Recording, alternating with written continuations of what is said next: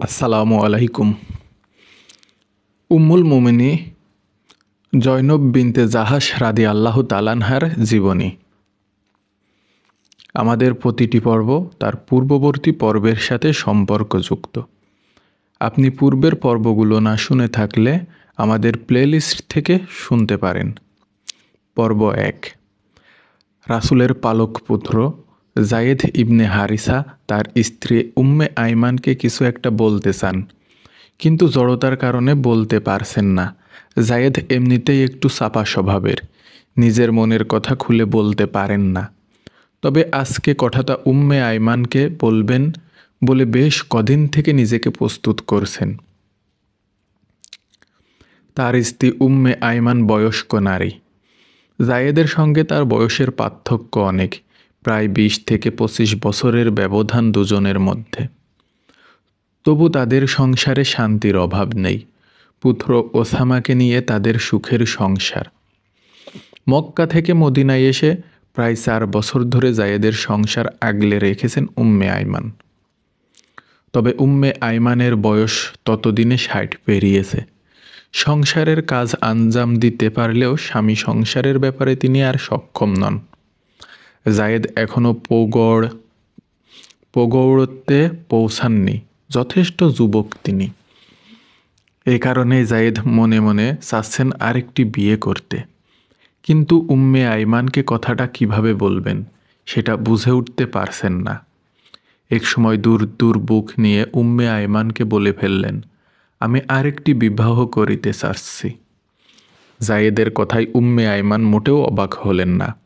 তার নিষ্পৃহ ভাব দেখে মনে হলো তিনি যেন কথা শোনার জন্য অপেক্ষা করছিলেন অনেক দিন থেকে। যায়েদের এমন প্রস্তাবে তিনি জবাব দিলেন, তোমার উচিত রাসূলের সঙ্গে কথা বলা। তোমার বিয়ের ব্যাপারে তিনি সবচেয়ে ভালো পরামর্শ দিতে পারবেন। উম্মে আইমান স্বামীকে শুধু বিয়ের অনুমতিই দিলেন না, বরং বিয়ের ব্যাপারে তার জন্য কোনো সিদ্ধান্ত ভালো হবে সেটারও পরামর্শ দিলেন। রাসূল একদিকে যেমন যায়েদের পালক পিতা, অন্যদিকে উম্মে আইমান তার পালক মাতা। সুতরাং এ দুজনের সাংসারিক সকল সিদ্ধান্ত রাসূলের জ্ঞাতসারে হবে, এটাই স্বাভাবিক। যায়েদ সুযোগ মতো নিজের বিয়ের বিষয়টি রাসূলকে জানিয়ে তার সিদ্ধান্তের অপেক্ষা করলেন। পর্ব ২। উম্মুল মুমিনিন জয়নব বিনতে জাহাশ রাদিয়াল্লাহু তাআলা আনহা তার পরিবারের অন্য সদস্যদের সঙ্গে ইসলাম আবির্ভাবের শুরুর দিকে ইসলাম গ্রহণ করেন। কোনো কোনো বর্ণনায় পাওয়া যায় তিনি হিজরতের ১.৫-২ বছর আগে ইসলাম গ্রহণ করেন। তার ভাই আবদুল্লাহ ইবনে জাহাশ ও তার স্ত্রী জয়নব বিনতে খোজাইমা এবং উবাইদুল্লাহ ইবনে জাহাশ ও তার স্ত্রী উম্মে হাবিবা বোন হামনাহ বিনতে জাহাশ ইসলামের প্রাথমিক সময়ে মুসলমান হন। প্রাথমিক সময়ে ইসলাম গ্রহণের কারণে মক্কার বিধর্মীদের দ্বারা তার পরিবার সীমাহীন লাঞ্ছনার শিকার হয়। এ লাঞ্ছনা থেকে বাঁচতে রাসূলের নির্দেশে অন্য অনেকের সঙ্গে তার ভাই উবাইদুল্লাহ ইবনে জাহাশ ও তার স্ত্রী উম্মে হাবিবা ইথিওপিয়ায় রাজনৈতিক আশ্রয় গ্রহণ করেন। জয়নব এ সময় মক্কায় ছিলেন।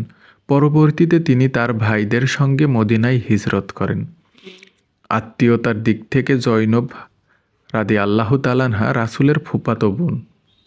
রাসূল সাল্লাল্লাহু আলাইহি সাল্লাম তার এ ফুফুর পরিবারকে অত্যন্ত সম্মানের চোখে দেখতেন। তার ফুফাতো ভাইয়েরা মক্কার দুঃসময়ে ইসলাম গ্রহণ করে তাকে শক্তি সাহসে বলীয়ান করেছিলেন। ইসলামের জন্য তাদের আর্তত্যাগ রাসূল সবসময় শ্রদ্ধা ভরে স্মরণ করেন।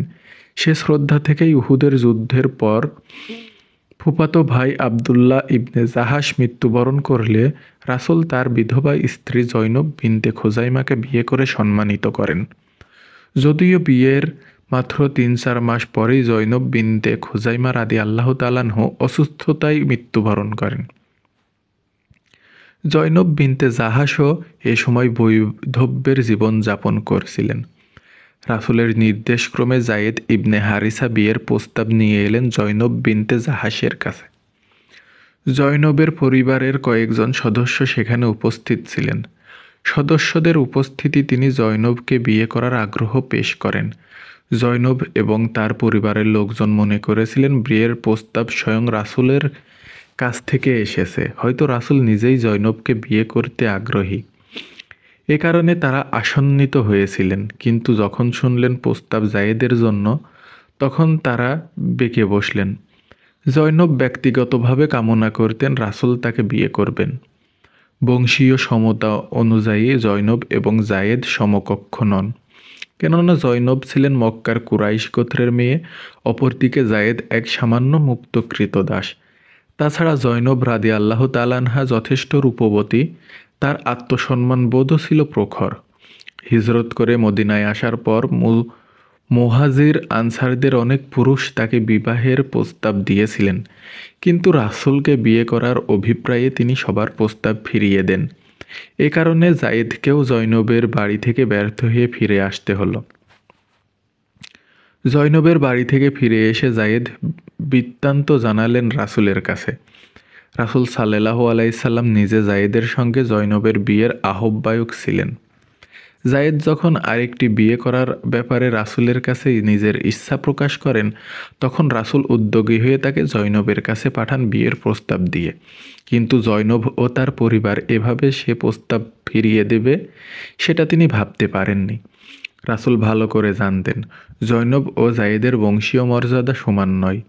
তবু তিনি চাইছিলেন এ বিয়ের মাধ্যমে আরবীয় সমাজে প্রচলিত বংশীয় কৌলন্য রক্ষার রীতিনীতি ধীরে ধীরে দূরীভূত হোক। আর রাসূল যখন কোনো সামাজিক রীতি ভেঙে ধর্মীয় সাম্য প্রতিষ্ঠা করতে চাইতেন, সবার আগে তিনি নিজে সেটা করে দেখাতেন, অথবা তার পরিবারের সদস্যদের মাঝে সেগুলোর অনুশীলন করতেন। এ কারণেই তিনি জায়েদের মাধ্যমে বংশীয় কৌলানির আহমবোধকে দূরীভূত করতে চেয়েছিলেন।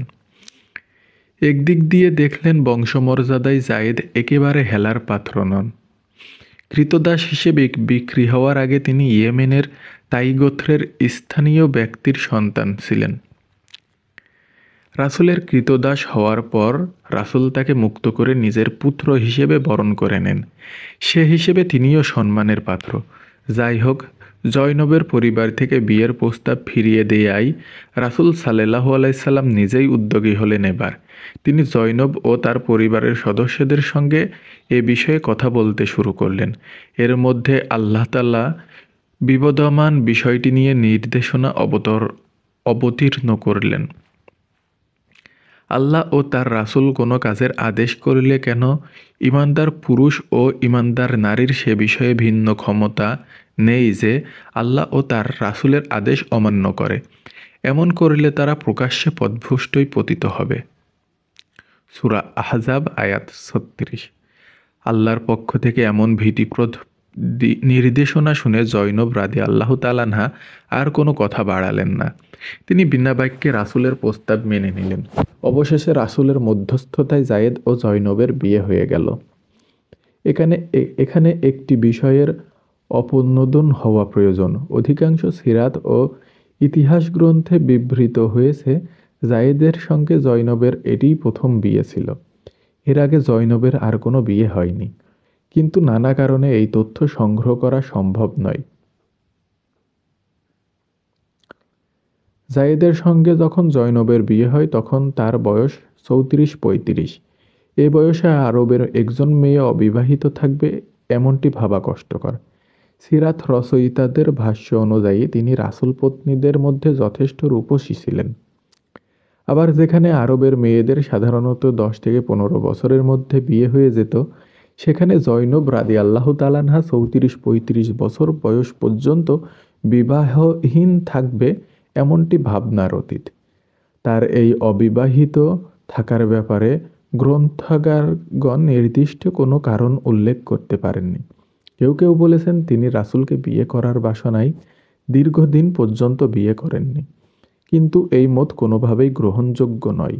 এমন পরিস্থিতি ঘটতে থাকলে রাসূল সাল্লাল্লাহু আলাইহি সাল্লাম কিছুতেই তা মেনে নিতেন না, এবং এ ব্যাপারে হাদিসের স্পষ্ট ভাষ্য থাকাটাই যুক্তিযুক্ত।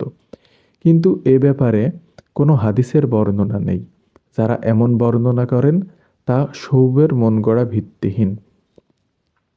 সবচেয়ে গ্রহণযোগ্য বর্ণনা যেটি পাওয়া যায়, ইমাম তাবারি রাদিয়াল্লাহু তাআলা রহিমাহুল্লাহ তার তারিখুর রাসূল ওয়াল মুলুক গ্রন্থে উল্লেখ করেছেন, মক্কায় থাকতে জয়নব বিনতে জাহাসের বিয়ে হয়েছিল। তাবারি তার স্বামীর নাম উল্লেখ করতে পারেননি, তবে তিনি নিশ্চিত করেছেন হিজরতের ৩ বছর আগে ৬২০ খ্রিস্টাব্দে জয়নবের স্বামী মক্কায় মারা যান। স্বামী মারা যাওয়ার পর বিধবা অবস্থায় তিনি মক্কায় কিছুদিন অবস্থান করেন। এরপর ভাইদের সঙ্গে মদিনায় চলে আসেন।